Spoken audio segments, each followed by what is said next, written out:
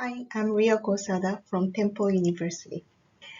My topic is native versus non-native uses of transition phrases, evidence from the I-JAS corpus. Transition phrases connect sentences or clauses. This study investigated how learners whose native language is Chinese, Korean, English, and Japanese use 28 transition phrases in dialogues using the I-JAS corpus. That is the largest Japanese learners corpus completed last year, 2020. Research questions for this study are if there are any frequency differences of transition phrases usage, and if there are any transition phrases that are used more or less by comparing the four groups. I found several points that are listed in my poster, but I would love to mention only two of them here because time is limited. One is from correspondence analysis result. Native speakers used various types of transition phrases, whereas the variety of transition phrases genre used by learners are less than native speakers. The other point is that from the data of pivot table and ANOVA that native speakers use de frequently in many contexts, unlike learners.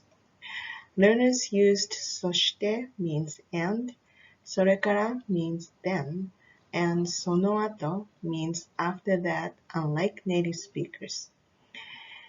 Native speakers use de in many meanings: sequential, additive, comparative, supplementary, and contradictory. This is why the number of usage de by native speakers is very high. If learners can use de in many meanings, they would sound similar to native speakers.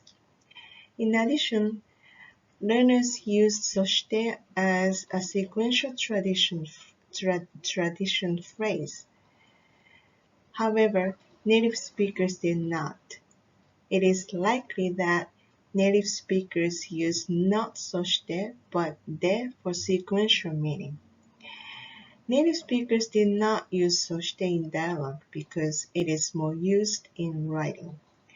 It could be assumed that native speakers distinguish transition phrases for writing and speaking. I would say learners use transition phrases differently from native speakers.